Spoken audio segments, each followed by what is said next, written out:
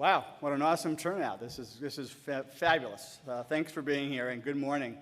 I'd first like to say just what an honor it is for me to appear today as one of your hosts. There's truly a worldwide effort underway to not only address, but revolutionize our approach to aging. And what better spot to host this inaugural event than Boston? This place, even the very harbor next to us here, was the site of citizens mobilizing to effect change and make a better future. Recently named the Silicon Valley of Aging by Inc. magazine, our Commonwealth provides an ideal backdrop for this international event to explore and promote innovations in this realm. It's a center of research, education, healthcare, policy, and entrepreneurship. Just like the American Revolution brought together a disparate group of stakeholders around rethinking society, today's conference brings together leaders from many sectors to reimagine and redirect the future of aging. And to realize this revolution's potential, we stakeholders must work together. My name is Tim Driver. I'm founder of Age Friendly Ventures, and I'm the Boston Ambassador for Aging 2.0. I succeeded Tom Grape, who got this chapter started. And this afternoon, we'll hear from one of the co-founders of Aging 2.0 Worldwide, Stephen Johnston. The American revolutionaries fought to incorporate more voices in society's discourse, more perspectives into society's decision-making. And that's precisely the goal of the newly formed Age Friendly Foundation, which I'd like to introduce to you today. Its mission is fueling innovation that makes aging easier by promoting collaboration among private and public sectors. I'd like to recognize the Age Friendly Foundation's Board of Directors, and I'll ask them all to stand. Executive Director Amanda Henshin,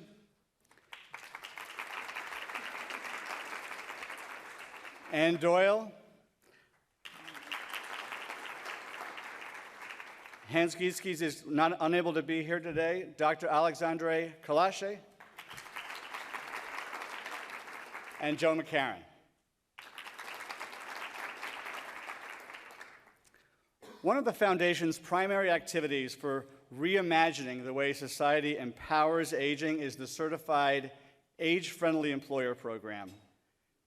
Now more than 100 employers strong, we identify organizations that value attracting and retaining older workers, helping these workers stay healthy, economically secure by staying engaged.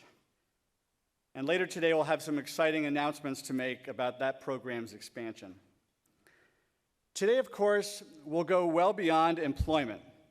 We will cover a wide variety of aging-oriented innovation opportunities. These will include new types of places to live and to learn, new approaches to caregiving, advances in technology, how and where we can expect to access healthcare, plus ways to pay for some of these improvements. Now, when the day is out, I suppose we'll all be a little bit older. But I'm confident with this amazing lineup of speakers and panelists that we'll also feel stronger and more closely connected around this great mission. Allow me to take a moment to salute our sponsors and the vital role that all of you are playing in improving people's lives. I think I speak for everyone in the room when I say we do this work not only to make a living and to build successful enterprises, but also with a strong sentiment to improving our communities. And by community, I don't just mean Boston, and I don't just mean the US. This is a global community that our revolution seeks to impact. We're tackling a grand challenge, helping people worldwide get the most out of their newfound longevity. We have work to do. In addition to inventions and innovations, one of today's themes will include access, getting a dignified experience for older adults of all income levels and backgrounds. I'm truly humbled by the turnout today. To have attracted such a lineup is a testament to the surging importance of our topic. Also, to this Boston Aging 2.0 chapter's incredible work over the last year. In addition to the foundation, this includes, and I'm going to ask all of you also to please stand, Ashley Studley. Where's Ashley? Cynthia Stevens.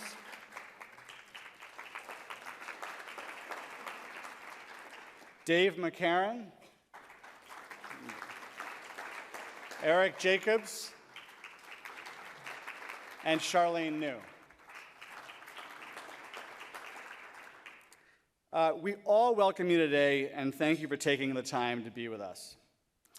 A couple of programming notes. So you have all these beautiful brochures that were produced. There have been a couple of changes I'm just going to call out. So first of all, the mayor was going to kick off the day, and he's running a little bit. Oh.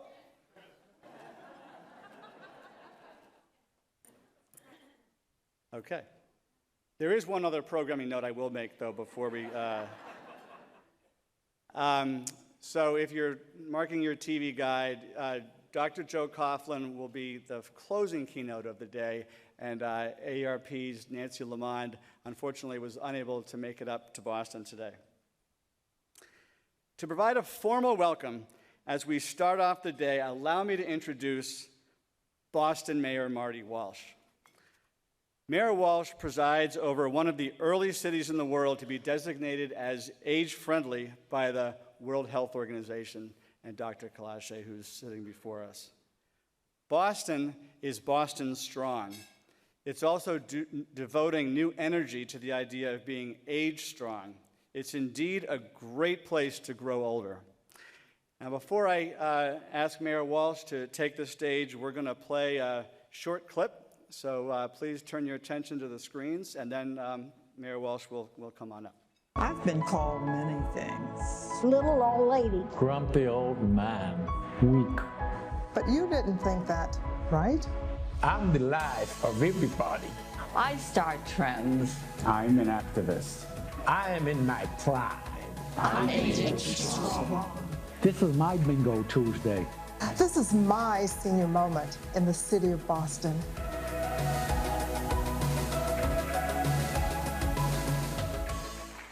Mayor Walsh.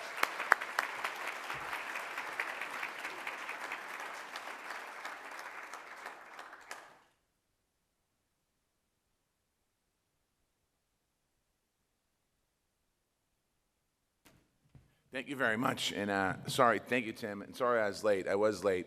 Good Friday, got up on time, left early, got in the car, put the coffee on, pulled out, the top exploded off it, so I had to go back to the house, restart. So if you saw me an hour and a half ago, I looked a little different. I had a different color tie on, different color suit on, so I just want to check. But so I apologize for that, but we made it up.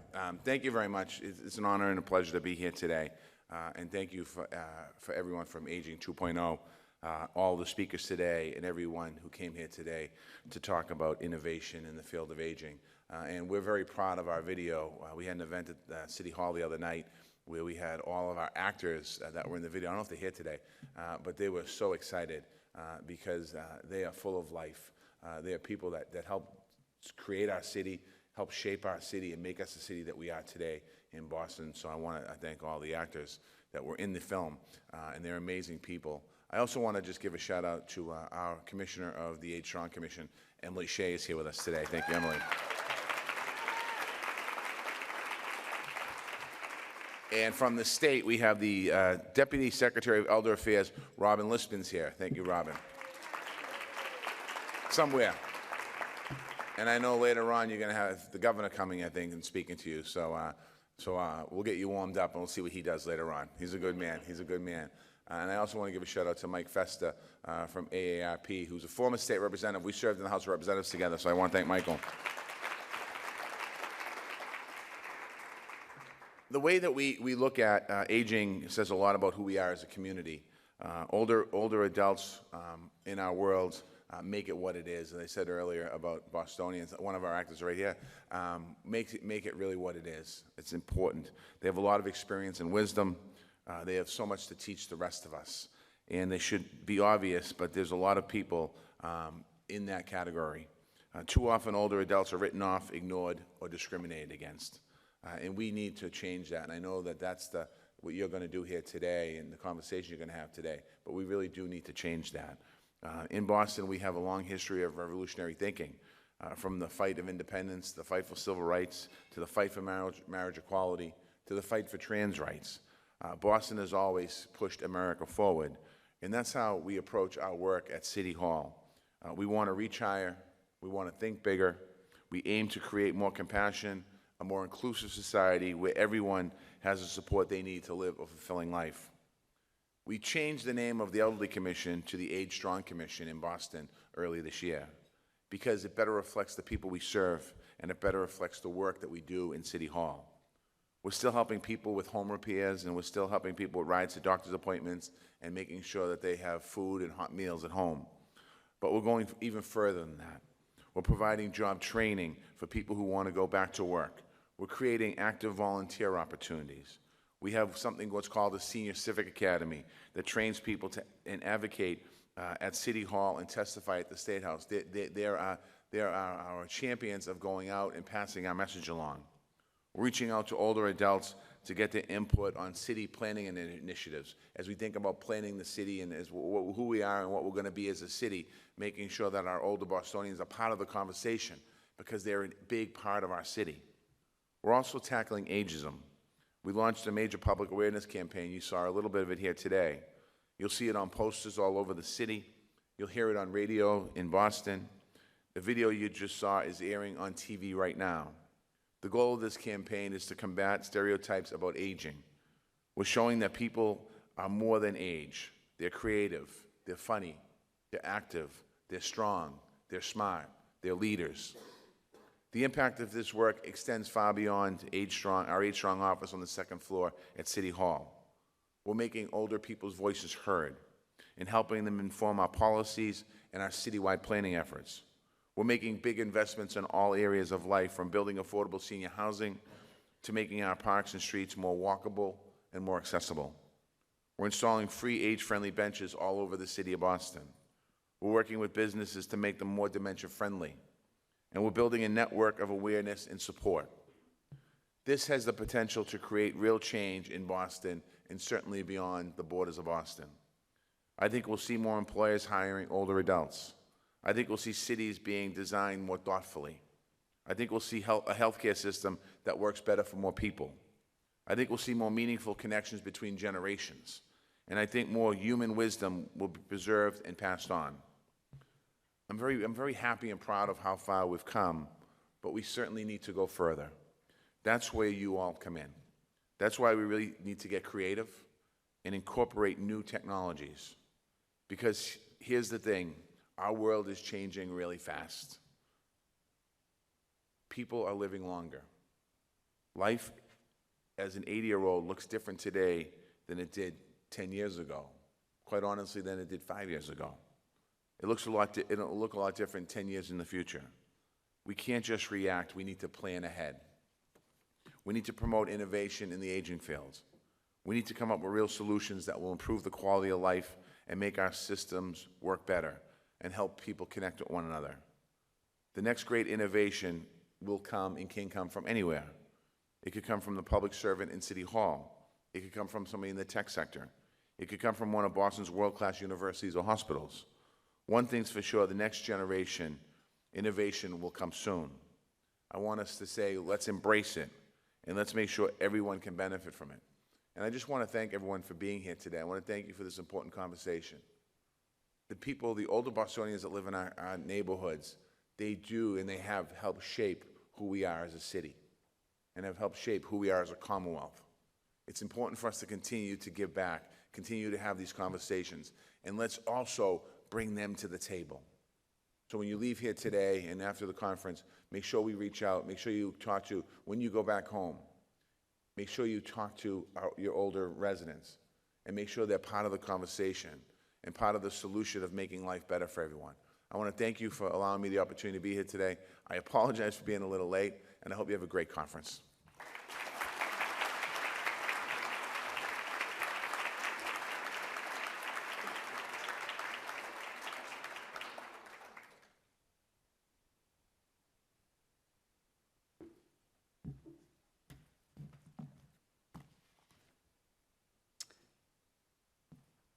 Mayor, thanks so much for being here today and for confronting ageism. Before I introduce our first keynote speaker, I ask that you open your phone or your computer, your device, and go to the URL up here.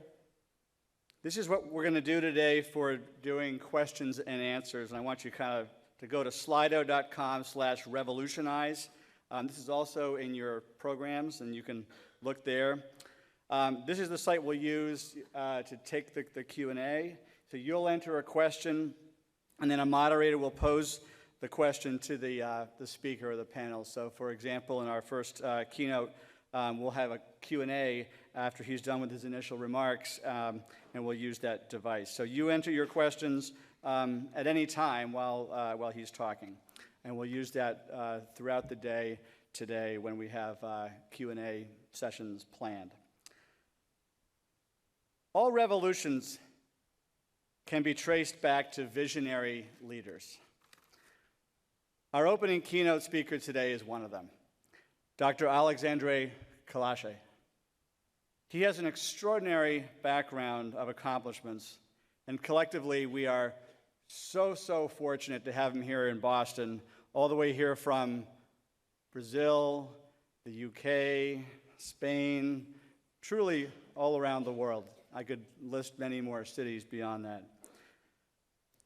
He's actually here in the Commonwealth for more than a week, and since last weekend, I've had the incredibly good fortune of joining him during visits to Harvard School of Public Health, MIT's Age Lab, the Boston Globe's editorial board, a group of several of Governor Baker's secretaries. We're visiting with community leaders working on the age-friendly movement in Fitchburg, also in Springfield. And these visits were made possible by this newly formed Age-Friendly Foundation, in addition to the generosity of the Tufts Health Plan Foundation. Dr. Alexandre Kalache is co-president of the International Longevity Center's Global Alliance, a 17-country consortium of think tanks that consults to the UN on aging. He's been a true revolutionary on worldwide aging policy for decades.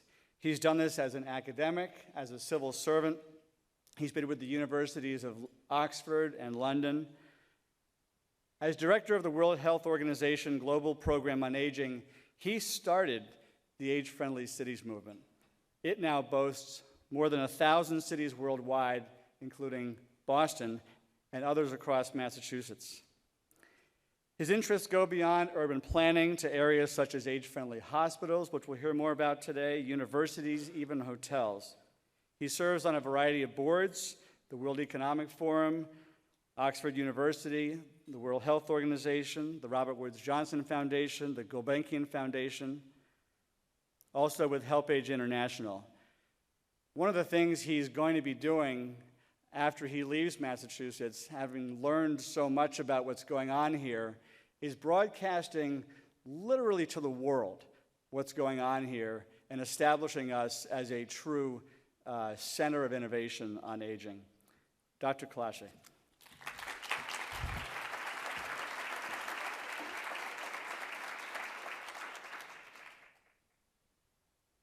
Thank you. Thank you so much, Tim, for this very warm introduction. It is a real pleasure. Mayor, I have been here for a week, and I feel that I have been here for much longer, establishing fantastic friendships and a very exciting program. And I'm here to do exactly what Tim has just said. I'm committed to do whatever I can, really to show to the world what Boston and Massachusetts are doing. I had spent 20 years of my life working in academia, as Tim has just said, mostly in Oxford and London, and I was recruited to go to WHO. How exciting. I'm going to be the head of the Department of Aging and Health. So I got there, and as soon as I got into the building, I was immediately sensitized, something is wrong here. I saw this incredible staircase, right, leaving the outside, much brighter, into the relative obscurity of the building itself. And I saw the staircase. My God, I have to go down, because the executive board is down there, and they're waiting to interview me. But it's so dangerous. Black marble with stripes, white, and I'm trying to accommodate my vision. I'm not seeing if it is a staircase or a toboggan. Then they make it a little more difficult because the steps are unusually wide and shallow. So you can't see very well what we're doing, but you can't feel with your feet either. But you have to go down. Courage. And you have two options. You can fall to the left and bang your head in the glass, or to the right, where there is a cactus garden waiting for you. That is the World Health Organization. I spent the next 13 years saying we have to do something about it. Response, there are no older people working here. Well, they should. But that is not the point. It should be age-friendly, friendly to everybody. If you put these glasses of aging so that you can improve the staircase, and it doesn't need much imagination. It's enough to put a handrail in the middle, one in the left, one in the center. No, it's not possible. It won't look beautiful. No, I can assure you, you give me $2,000 and I will ask a friend of mine, an architect, to do something beautiful. No, not possible. And I spent 13 years there, frustrated because I couldn't make them realize that it was important to make it safer for everybody if it would be safer for older people. More importantly, to be age neutral, friendly to age, whatever your age. You could be a pregnant woman, you could be a teenager carrying something on your shoulders, or you could be someone that has simply injured the knee, playing whatever sport over the weekend. No, not possible. It would be enough to have stripes showing when one step starts and the other finishes, and anti-slippery. Things that would be so easy. And I left, frustrated, and I have been there every year for a number of meetings. Last May, this beer is new. The color is not new, but the beer is. And I can assure you that the only thing that has changed in 25 years, because this is 1994, when I first started WHO, the only thing that has changed is that the beer has grown and so have the cactus. How difficult to change attitudes. And that is why we need age-friendly cities, communities, an age-friendly society. I commend you, Mayor, for what you have been doing here, and very proudly, we enrolled Boston as one of the age-friendly cities. So going back to what I had been doing, 1999, 2000, important years, we were preparing for the World Assembly on Aging. 1999 was the International Year of Older Persons. We had to get moving. And it was clear to me that there would be two major demographic trends that would really have a tremendous impact on the world throughout this 21st century. Aging and urbanization. Aging is obvious. There was only one country, Japan, that in 2015 had more than 30% of the population aged 60 plus. And you can see here that every 5 years, more and more countries are joining The United States will be nearly there. Canada will already be, Chile, Uruguay, countries in Latin America, throughout Europe. There will be 68 countries in 2050 that will have more than 30% of, like Japan today. We are going to become a big Japan globally. And 30 years from now is nothing. Could you tell me who in this room is between the age of, say, 30 to 60? You are going to be the old people in 2050. Not me. By then I will. And that is what I'm here for, to help you to build a society in which it will be easier and better to grow older. The United Nations report in 2004 has also indicated that by the year 2007, for the first time in the history of humankind, there would be more people living in urban areas than in rural areas. Well, put them together. Aging, there will be more older people living and aging in urban areas. We have to prepare the cities for this tremendous synergy, something that is revolutionizing. It is really something that has never happened before. We have to make a concentrated effort, the whole society. Look at my home city, Rio de Janeiro. That simulation would be 1900. And this is a recent photo of the same city, completely different. Urbanization, density, people coming and coming to Boston, to big cities, but also to poor cities with tremendous levels of poverty, inequality. That is where, globally, we are going to age. The world is going to be much more dense in terms of the proximity of all the cities. And in 30 years from now, they will look much more like North America and Europe than they look like Africa today, or Asia. That is urbanization. In 2002, we, WHO, launched the Active Aging Policy Framework. I thought it was very important for us to have clarity. What are we doing? And in this, and we revised this International Longevity Center Global Alliance that I'm now presiding, define what is active aging. Active aging is the process. It's not to wait for someone to be 67.5 or 72.3. It is a process that you get prepared to aging. And the earlier you do it, the better, but it's never too late. The process of optimizing opportunities. Opportunities are always there, but you have to see them and grab them. Opportunities for the 4 things that are important for you to age with quality of life. Health, knowledge. We live in this 4th industrial revolution. We need to learn and learn all the time throughout our lives. Health, lifelong learning, participation, the right to participate in society and to fight for this right.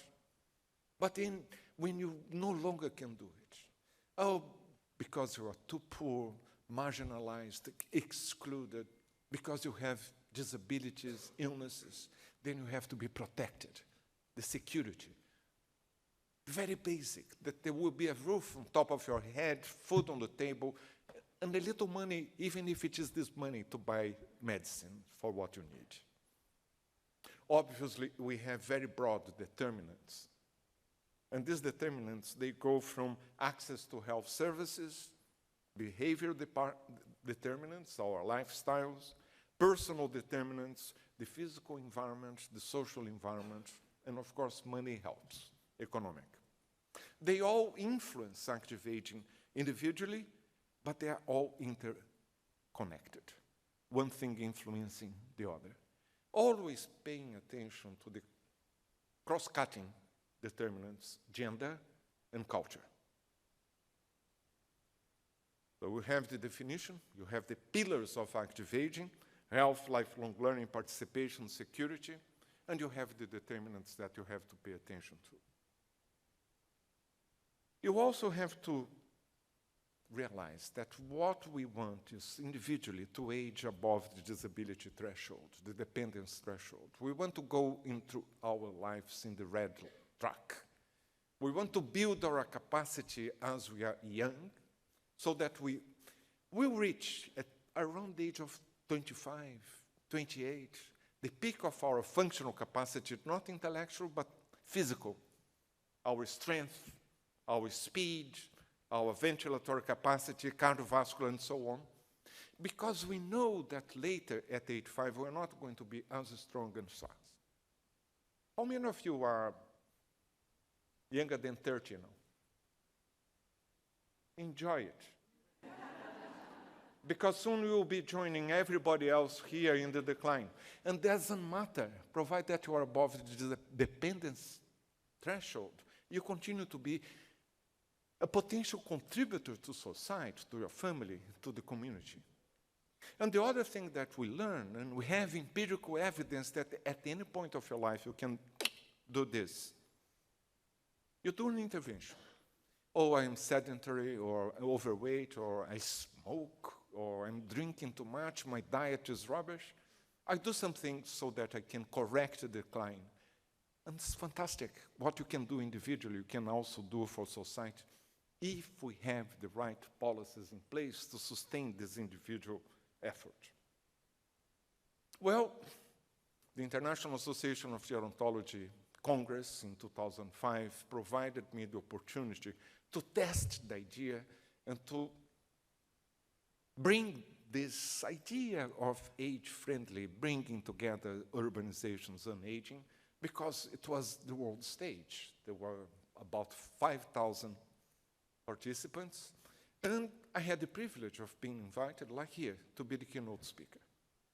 I had to do some homework before. And the inspiration for this homework came from my home place in Rio, the district, Copacabana Beach. Have you ever been there? Those that have been there will immediately see that it is beautiful, full of strong guys, muscle men, playing football, this wonderful bikini woman. But what you have to realize that Copacabana today is a district that is as old as Japan.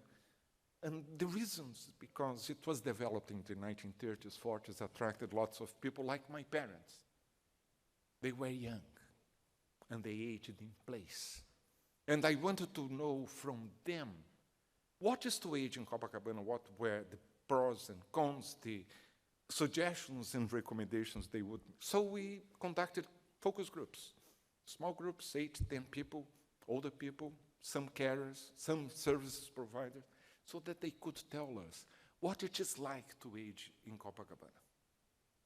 And when you ask older people, as protagonists, you will have surprises.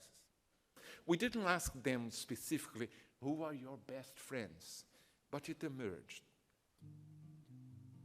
And the first thing that I want you to understand is that the world is changing. The girl from Ipanema is no longer 18. She was then in 1962. She's now an older lady that is looking after her mother, who is dying from dementia. The world is dynamic, it's happening all the time.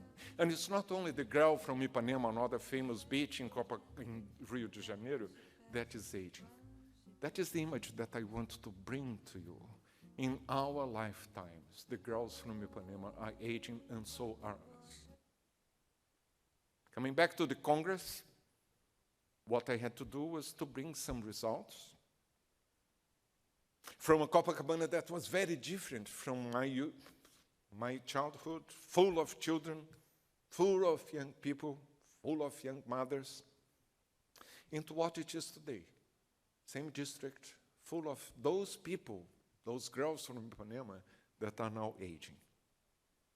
And the first thing that emerged from these focus groups is that they had a best friend, the doorman.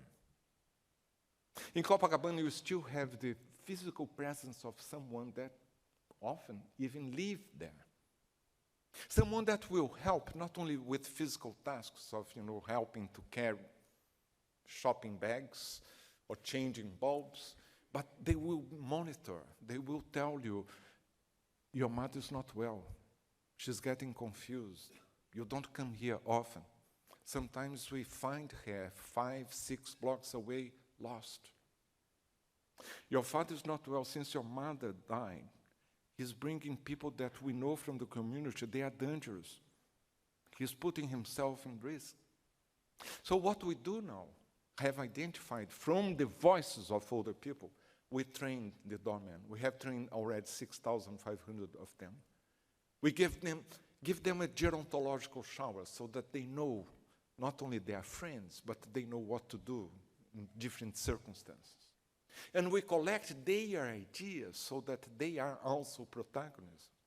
Not only their friends, but they have a repertoire of experiences that they will exchange with each other in the golden book of the doorman, age-friendly. We also learned that the big complaint they had was public transport. Bus drivers were the enemies. They don't pay attention. They don't give me the security to sit down safely. The design of the buses, because the step to enter and to get in and out, very high. The chassis is from a lorry, from a truck. So we have to do something about it. We did a competition so that Polytechnic, young guys, 18 to 20, design a very cheap device so that that door could open and the step immediately go down 20 centimeters. Because in developing countries, we don't have the luxury to afford the same structures of buses that you have in Boston. But we are talking about global aging, not only aging for the first world. And of course, in the city, I have to say, and I regret to say, where there is social violence, they also feel vulnerable. So now we have a police station where the officers are trained how to deal with older people. Do I have 2 minutes and 38 seconds? Is that right? Well, go back to Copacabana. And from that experience, we went to Vancouver. We devised the Vancouver Protocol, which is how we work based on that improvised study in Copacabana, so that we could launch this vigorous movement to age-friendly cities. You can see that we are dealing with dimensions like housing, transportation, social participation, but also jobs, access to education, to information, all that makes your lives easier, but you have to put the lens of older people. And with this protocol, we went ahead in 35 cities in 2006 so that we could, in parallel, using the same methodology, get the data, process and digest the data, and eventually launch. Exactly 12 years ago, this week, the age-friendly WHO Age-Friendly Cities Guide. It's a bottom-up process, absolutely essential, but it's also top-down.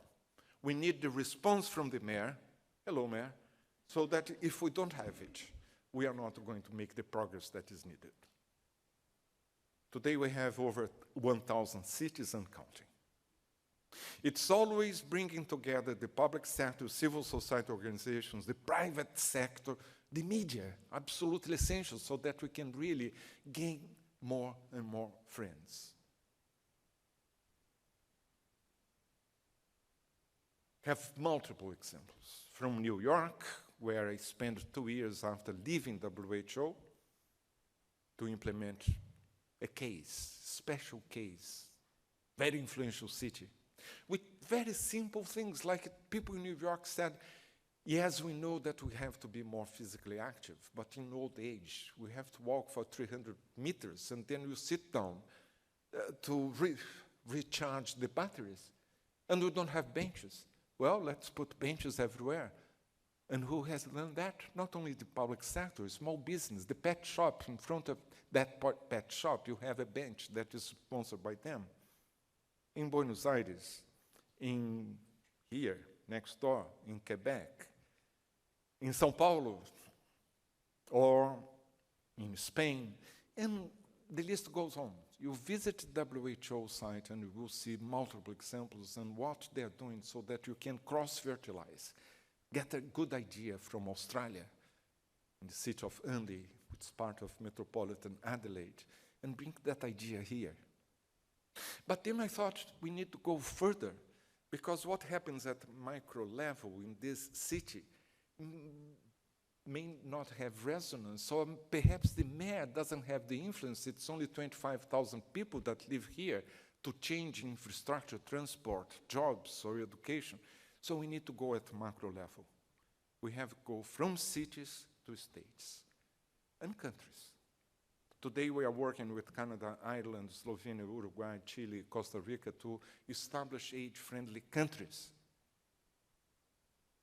And this principle can be used from universities, businesses, hospitals, primary health care centers, tourism, banking, employers, public transportation, rural communities. You can use the same bottom-up, top-down in whatever setting.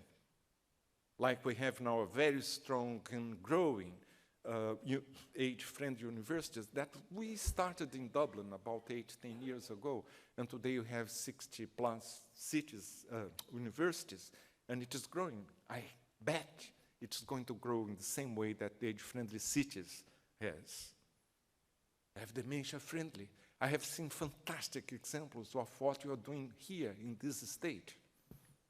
We have to think in terms of age-friendly design. We have dedicated a whole international forum on design and technology, really putting the lens of all the people so that we can design and develop technology that is appropriate to this aging world. We have, of course, the fantastic work that Tim has been leading. Opportunities for work, age-friendly ventures, retirement jobs. That is what is bringing us here. And let me pay a few minutes attention to the future. I have covered, if you have not noticed, the past and the present, the future.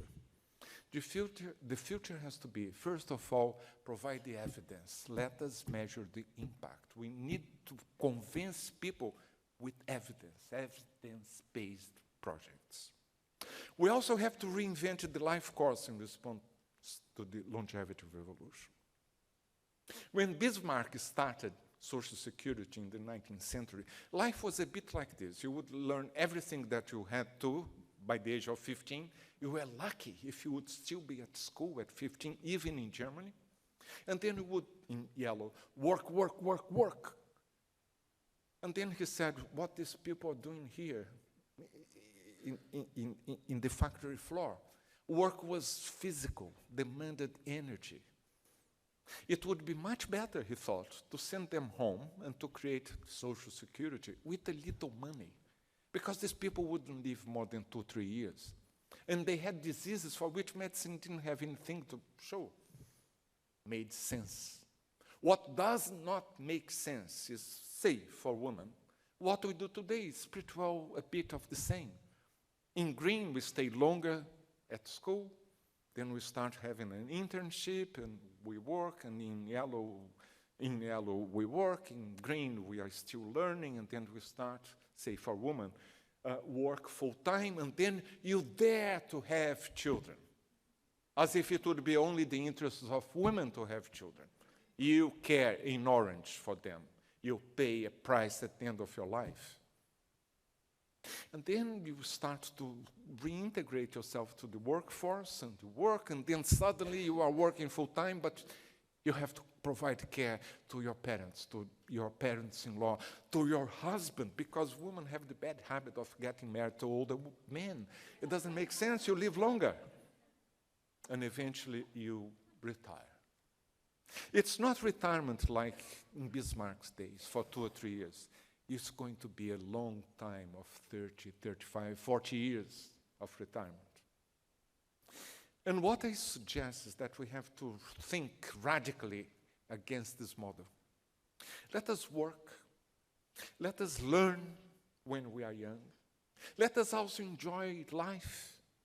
It's not for the 60s plus in blue. Then you start, this is hypothetically the utopia for women. You start full-time working. You have your employer supporting you to look after the children that we so much need. There are 68 countries with fertility rates below replacement level already. So you care for these children. Let us bring men into the equation. Men are also part of the care society. You learn. throughout your life in green. It's not only at the beginning of life. And then at the age of 45, take a sabbatical. Your employer is going to pay you for 1 year so that you go to Nepal, Machu Picchu, or to Long Island, whatever. And you will think about what you want to do with the second half of your life. You're not getting closer to the end. You are just getting to the middle. And you come back energized. Your employer is going to benefit from your new ideas, your new energy. Then you carry on. You work, you learn. And at the age of 58, you take 1 year to look after your mother who is dying from terminal cancer, supported by your employer, be it private or public. Solidarity is the word that most rhymes with longevity. You have to practice it. And eventually you continue to work, you continue to care, and you choose when to retire. And at the age of 75, you're going to do the PhD that you always wanted to do, but you don't have neither time or money, and now you have both. Then you choose when you are going to stop, rest. And I should say that the green for learning should be throughout your life.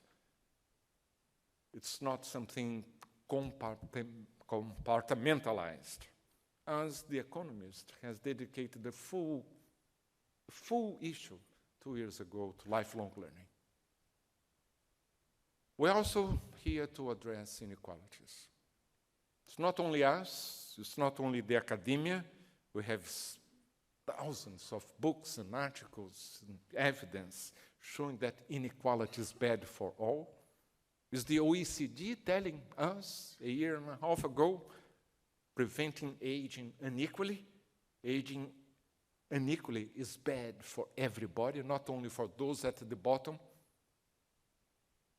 Like in my city, that if you live in a favela, the largest in Latin America, called Rocinha, you are 800 meters away from the most expensive square meter in Latin America, by this beautiful beach. Is this comfortable to live with this inequality next door? No, it's not. And it's not only in Brazil. In this country, over the last 30 years, inequality has grown year after year. Whatever the president thinks, he was announcing yesterday that there has never been so much money, but concentrated in the hands of few. Since 1969, the top 1% income share has more than doubled, while the percentage of poor people has remained the same. The richest 0.1% takes home 188 times the income of the bottom 90%. 44% of the American population is either poor or very poor. The United States spends 18% of its colossal GNP on health, and yet ranks number 32 when you compare life expectancy, well behind much poorer countries like Costa Rica, Uruguay, Chile, Cuba, whatever the political structure, or many countries in Europe that are less. It's not that they are equal, full stop, less unequal. You have to deal with these modern plagues that are to do with social determinants of health. The epidemics of loneliness, anxiety, depression, suicide, we have to address them so that we can really create an age-friendly society. And of course, behind, you have overnutrition, obesity, hypertension, diabetes, not for the rich, mostly for the poor. Life expectancy to birth in this country is declining. For the first time, children may live shorter lives than their parents. Life expectancy at birth at Central Colorado has reached 87, in South Dakota, 66. Disparities. But these disparities can be found at the same place. A room with a view. When I work at New York Academy of Medicine, soon after leaving WHO in Geneva, I could open the window of my office and choose, I'm going to look 2 kilometers away to Upper East, with a life expectancy of 87, or to the right, to Harlem, at the time 69 years, 87, 69, equidistant to the New York Academy of Medicine? Or am I talking about Roxbury and Back Bay? Isn't it present here in the same city? That is what we have to address. Inequality is bad for us and not comfortable. Let us leave nobody behind. This is a state and a city full of immigrants or children of immigrants. We have to address aging in a foreign land. What are the policies for immigrants that are aging here? Immigrants are not adult, productive young adults forever. And we have to embrace a rights-based approach. The right to health, to learn, to work, to have an insurance, to be protected, to participate fully in society, to have access to services. The right not to be discriminated. Discrimination is rampant. Ageism goes with sexism. Race goes with ageism. All these things we have to address together. But also, we need to age, knowing that we have the right to stop, to rest, to a decent income. The right to fight social exclusion. That is my view of future age-friendly. It has to be bold and visionary, like the mayor saying, together we can live and age strong in Boston, to make it concrete. Like the Governor Baker, aspiration of a future state to make Massachusetts the Silicon Valley for aging innovation. This is bold. That is what really encouraged me to come here with all the enthusiasm to support this aspiration. It's the future of age-friendly. Above all, centered on a culture of care. Fighting this conspiracy of silence. The brilliant book, Being Mortal, Quality of Life for as long, for as long as there is life. For as long as there is life, we are not prepared to deal with death. I'm the patient, you are the doctor. I feel uncomfortable to talk about death. You are not prepared, you haven't been trained to talk about death, and we have this conspiracy of silence. In an age-friendly society, this has to come first, because older people die. From the beginning of life, this culture of care. Like my granddaughter. 6 months she was 2 years ago. Beautiful. She's going to live 170 years. She's going to have 3 PhDs, 5 master's degrees. She's going to have 8 careers. She's going to retire at the age of 92. And she's going to get married to a Chinese boy that has not even been born yet, because she knows that she will out-survive him. Annabelle. She's looked after. She's cared for by the protected hand of my daughter, there for her. A culture of care from the beginning of life to the end. When it is up to me, the privilege of looking after my centenarian mother. It is for my mother. It is for my granddaughter. And in the process, to foster intergenerational harmony and solidarity. The attraction between the young and the old is there. It's us in society that are putting all the barriers, and we have to eliminate them, because you told me you are going to be the old people in 2050. So let us get ready and prepared. Thank you.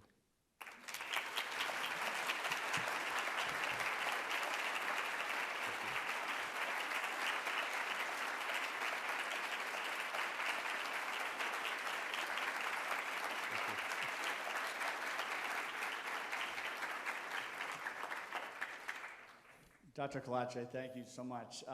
So pose your questions in the Slido. We're going to have time for 1 or 2. So we're going to start with the following. There's a tendency to find the biggest, or the question here is, what is the USA's biggest area for improvement? on this topic? Inequality. If you ask me, I have no doubt that inequality comes first, because inequality is stained by exclusion. Anti-women. I don't like you because you are too black, you don't have the color of hair that I like, or you don't have any hair, or you are homosexual, you are Jewish, you are black, and you are a woman. We have to fight inequality, we have to fight all forms of discrimination so that nobody is left behind. And let me say that this goes hand in hand with the fact, and I have seen this already in Boston. In old age, the care industry depends on immigrants. They are subsidizing your system. I have seen black and brown faces looking after with love, dedication, maybe not rewarded financially the way I would like them to be.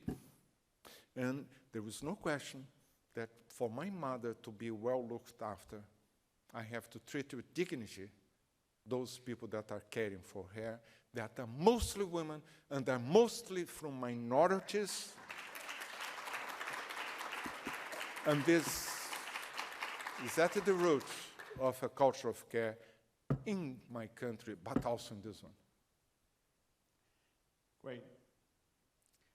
What have you been asking from the tech sector in terms of rethinking and being more age-friendly? Which sector? From the tech sector, technology. Oh, the tech, yeah.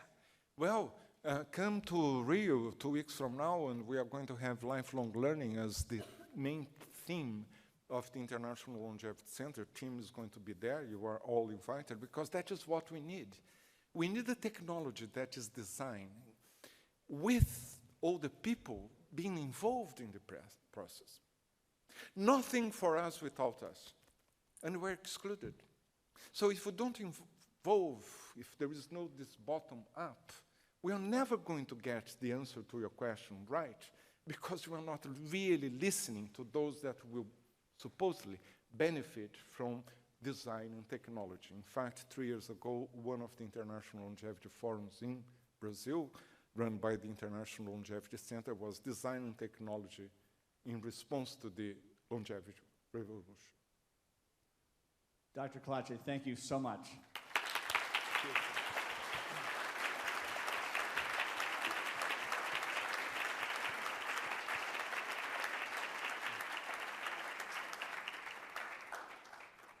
And now Ann Doyle, who's going to talk to us about age-friendly universities and speaking from a case example right here in local Greater Boston.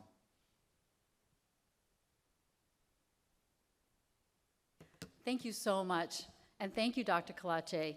You've really inspired all of us, and you've really laid down the vision for us, so thank you so much. My name is Ann Doyle. I'm the president of LaSalle Village, a senior living organization on the university campus in Newton, Massachusetts, of LaSalle University. I'm also a member of the Age Friendly Board of Directors, and I'm thrilled to be here. So let me start this with a bit of a case study.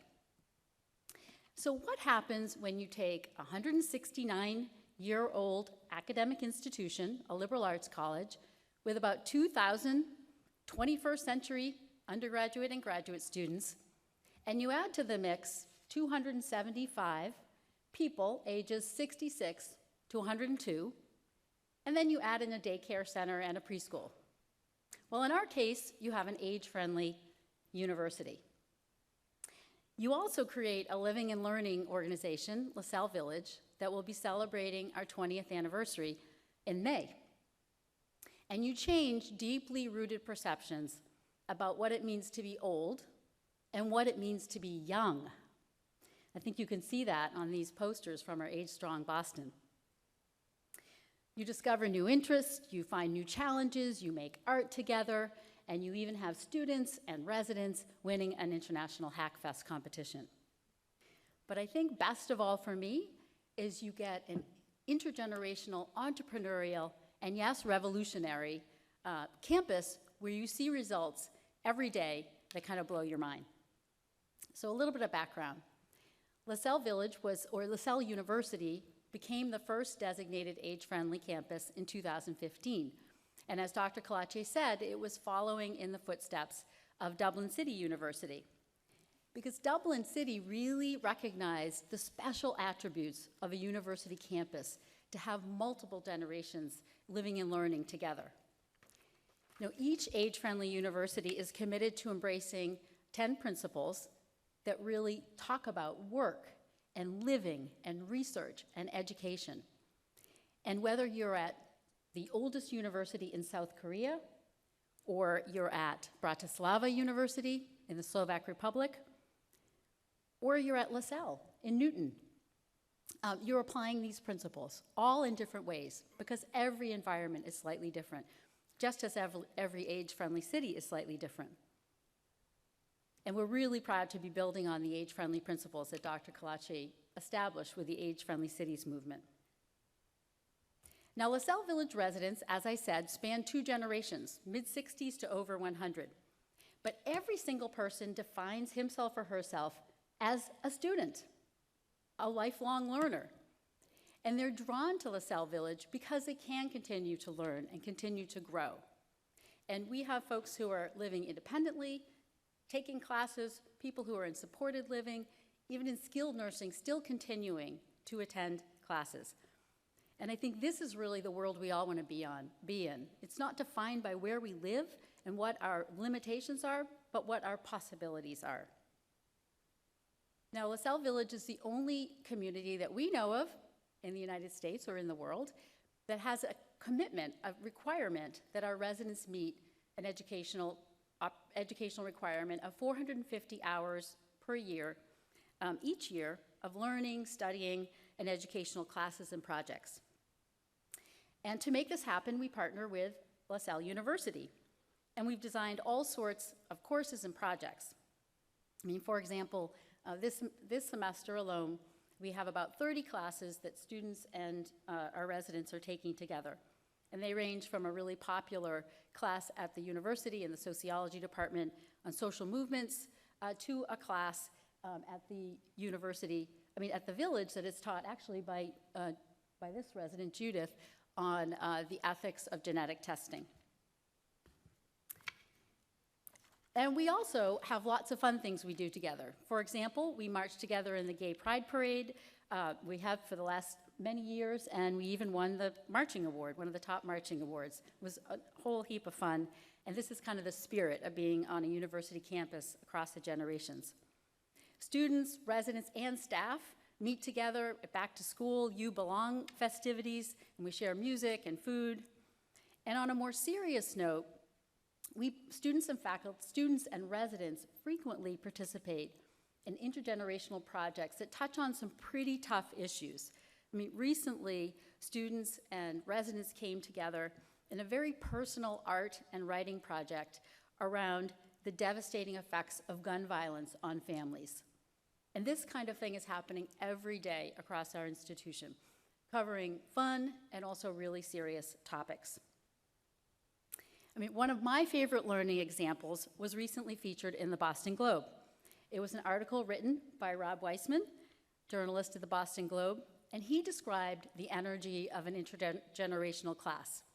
It was a forensics class in the criminal justice program, and the faculty member asked the residents to stage a crime, a mock crime, and asked the students to solve the mock crime. So the residents, being very creative, staged their crime in a marijuana and tattoo shop. And the students, using their forensic skills, their analytical skills with blood analysis and fiber, they came up with, and footprints, they analyzed the data, had lots of conversation, interviewed the residents, and of course they did finally come up with a culprit, a very feisty, over 90-year-old former nurse who had to admit that yes, she had done it. She had been upset and finally had to take out her anger. So that's the kind of fun things that happen, and it really bring to life on a campus where we have many generations. Now, some in the audience may be thinking, now 450 hours, that seems like kind of a lot every year. But I'm really struck, and I know my colleagues in the audience see this every day. Most people exceed this 450 hours. And in fact, we like to joke that our students graduate in 4 years, but we have residents who are on year 20 taking classes, and they are not stopping. So what does it mean to be on a university campus that's age-friendly? Well, for one thing, it means smart design about our buildings. I mean, going back to your stairs, Dr. Kalache. Smart designs where our buildings integrate libraries, common spaces, and classrooms. It means being the largest employer of undergraduates. So it's very common for me to look out my office window and see a student skateboarding to her waitstaff job. And it could be a lifeguard, it could be a student paid intern. It also means very smart business partnerships with the university. LaSalle Village purchases IT services, we purchase campus security services, educational services, and more. And I mean, we all know that this is a really perfect marriage. Our demographics are compatible. So we know 65 plus in 10 years will dwarf the 65 plus individuals will outpace the number of 18 and under in 10 years. So it just makes total sense to leverage the assets of these two compatible organizations. Now, what does it mean for me? Well, as a leader of LaSalle Village, I get to experience every day really endless possibilities to think strategically about how we use an academic institution, how we benefit from an academic institution to change the way we think about aging and living, because that's really what it's all about. It also means really thinking holistically about combining housing plus healthcare plus higher education. It means breaking down those silos and really seeing that engagement really does lead to a healthier life. We see it every day. Now, 25 years ago, I researched alternative models of living in Sweden. And at that time, I was really struck by Swedish study circle models. And I thought, wow, this is really innovative. That was 25 years ago. But now I saw then that it reduced isolation and brought the community together. And ultimately, what I think the value is of the university age-friendly movement is the community that is created. Because the most compelling parts of my job are the really interesting and curious people who teach me every single day. It also means having real-world entrepreneurial experiences with residents. For example, recently, an innovative resident teamed up with a faculty member and an undergraduate to redesign a deck of cards. So let's see, I did not click through here we go. Now this resident is passionate about duplicate bridge, but it was becoming really tricky to see. So he met with a design faculty member and a student, and they came up with this deck of high visibility cards. And if you know anybody who can benefit from these, they're in use, and he has them at the Carroll Center for Visually Impaired in Newton.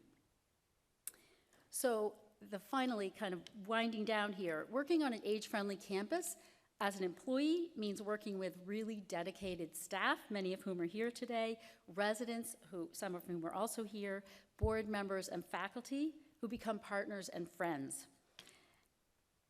In one in particular, Dr. Marissa Hasty is here, and she, along with John Dixon, our education director, are really working in real time on an education-based exercise science falls prevention program.